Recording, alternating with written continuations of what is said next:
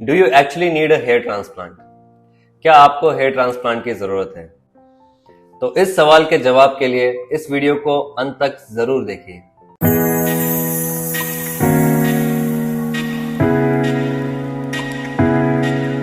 नमस्कार, मेरा नाम है डॉक्टर चंदन और prevention is better than cure series के तीसरे वीडियो लेक्चर में आपका स्वागत है। आज का हमारा टॉपिक है मेल पैटर्न बॉल्डनेस या पुरुषों में गंजापन। इससे पहले कि मैं वीडियो शुरू करूं, मैं चाहूंगा आप मेरे चैनल को सब्सक्राइब करें ऐसे ही कुछ इन्फॉर्मेटिव जानकारी के लिए।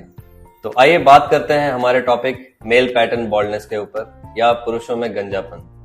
तो सबसे पहले मैं इस बात से शुरू करना चाहूंगा कि पुरुषों में गंजापन एक बीमारी नहीं है, ये सिंपली एक रिएक्शन है मेल हॉर्मोन्स का हमारे हेयर फॉलिकल्स के ऊपर।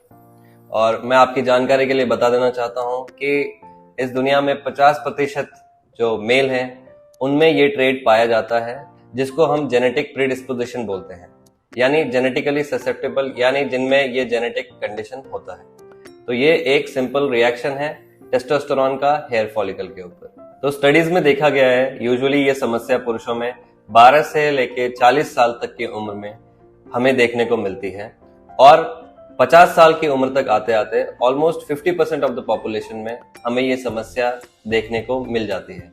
तो आइए समझते हैं मेल पैटर्न बॉल्डनेस या पुरुषों में गंजापन हम कब कहेंगे। पुरुषों में गंजापन एक पैटर्न हेयर लॉस है। पैटर्न हेयर लॉस से मेरा मतलब है कि एक स्पेसिफिक जगह से ही या एक स्पेसिफिक पैटर्न से बाल झड़ना। यूजुअली देखा गया है कि जो हेयर लॉस होता है वो हमारे फ्रंटो टेम्पोरल पार्ट से होता है। फ्रंटो टेम्पोरल से मेरा मतलब है फ्रंटो मतलब फ्रंट से और टेम्पोरल रीजन मतलब साइड से। तो ऐसे पैटर्न ऑफ हेयर शेडिंग या हेयर लॉस को हम मेल पैटर्न बॉल्डनेस के कैटेगरी में रखते हैं। तो हमने ये समझ लिया है कि मेल पैटर्न बॉल्डनेस क्या है और कौन से एरिया से होता है। आइए अब बात करते हैं कि ये किस प्रक्रिया से होता है, ये किस प्रोसेस से होता है। तो सबसे पहले समझते हैं हमारे सिर के ऊपर जो हेयर फॉलिकल्स होते हैं वो दो तरीके के होते हैं। एक होता है एंड्रोजन सेंसिटिव फॉलिकल जो हमारे सिर के ऊपरी भागों में पाया जाता है, और दूसरा होता है एंड्रोजन इंडिपेंडेंट फॉलिकल जो हमारे साइड्स में पाया जाता है। तो जैसा कि हमने बात किया था, जेनेटिकली प्रीडिस्पोजिशन या जेनेटिकली सेंसिटिव पॉपुलेशन में जैसे ही 12 साल के बाद टेस्टोस्टेरोन या एंड्रोजन की क्वांटिटी बॉडी में इंक्रीज होती है, तो सब्सिक्वेंट हेयर साइकिल में, यानी साइकिल आफ्टर साइकिल जो हेयर का जो ग्रोथ साइकिल होता है उसमें एंड्रोजन हमारे फॉलिकल्स को थिन करते जाता है और सब्सिक्वेंट साइकिल में पहले हेयर थिनिंग होती है, उसके बाद हेयर शेडिंग होती है। तो इसलिए आप देखेंगे कि यूजुअली मेल पैटर्न बॉल्डनेस में सामने के हमारे जो या ऊपर के जो हमारे हेयर्स होते हैं वो थिन या तो वहीं से बाल झड़ते हैं, साइड्स में हमारे बाल नहीं झड़ते हैं क्योंकि ये जो फॉलिकल्स होते हैं ये एंड्रोजन इंडिपेंडेंट होते हैं।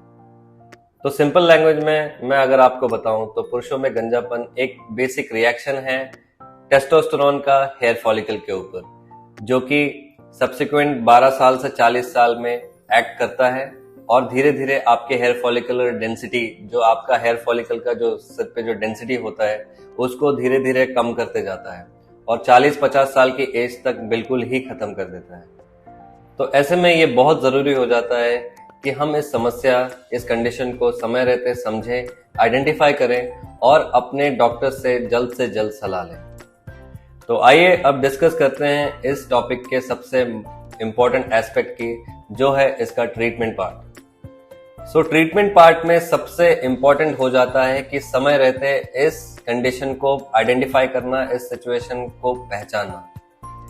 अगर आप समय रहते इस कंडीशन को पहचान लेंगे और जो ट्रीटमेंट ऑप्शंस आपके पास अवेलेबल हैं, जो अवेलेबल ऑप्शंस हैं उसको समय से आप इम्प्लीमेंट करेंगे, तो आप अपने हेयर फॉलिकल्स को समय रहते बचा लेंगे या हेयर फॉलिकल का जो डिस्ट्रक्शन जो आपके बॉडी में चल रहा है उसको आप डिले कर सकते हैं। तो सबसे पहले ट्रीटमेंट ऑप्शन की बात करते हैं जो कि है मिनॉक्सिडिल। मिनॉक्सिडिल एक पेरिफेरल वेजोडाइलेटर है। बेसिकली ये आपके स्कैल्प के जो ब्लड वेसल्स हैं उनका साइज डायलेट कर देता है। सो ये आपके जो हेयर ग्रोथ साइकिल है उसमें मैक्सिमम से मैक्सिमम न्यूट्रिशन पहुंचा के उसको थिक एंड ग्रोथ को प्रमोट करता है। मिनॉक्सिडिल यूजुअली 8 से 12 महीने में काम या असर दिखाना शुरू करता है।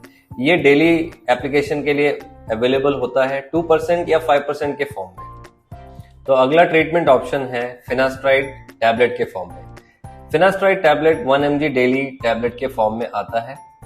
तो आइए समझते हैं फिनास्ट्राइड काम कैसे करता है।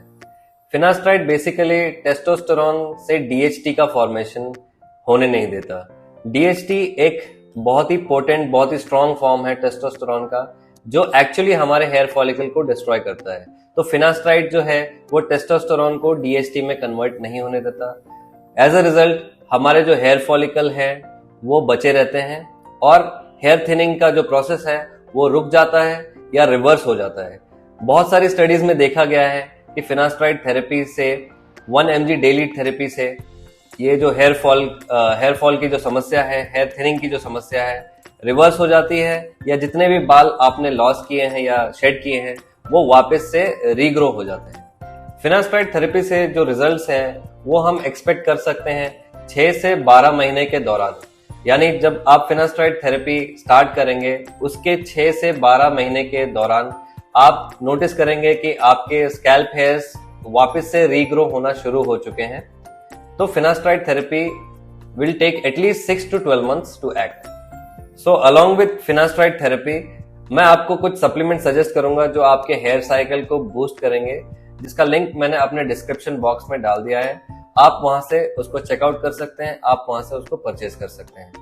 तो अब हम अपने सबसे अहम सवाल पे आते हैं कि क्या हमें हेयर ट्रांसप्लांट की जरूरत है। मेरे अकॉर्डिंग आपको हेयर ट्रांसप्लांट की जरूरत नहीं है, बशर्ते आप समय रहते इस समस्या को पहचानते हैं, इस समस्या को आइडेंटिफाई करते हैं, और अगर आपके सर पे सफिशिएंट हेयर फॉलिकल्स बचे रहते हैं तो आपको हेयर ट्रांसप्लांट की जरूरत नहीं है। हेयर ट्रांसप्लांट की डिटेल में जानकारी के लिए आप मेरा अगला वीडियो जरूर देखें। अगर आपको इस वीडियो से रिलेटेड कोई भी क्वेरी है, कोई भी क्वेश्चन है, तो आप मेरे कमेंट सेक्शन में मुझसे जुड़ सकते हैं। अगर आपको मेरा ये वीडियो पसंद आया तो मेरे वीडियो को लाइक और शेयर जरूर करें, और मैं चाहूंगा कि आप मेरे चैनल को सब्सक्राइब करें ऐसे ही इंफॉर्मेटिव कंटेंट देखने के लिए। धन्यवाद।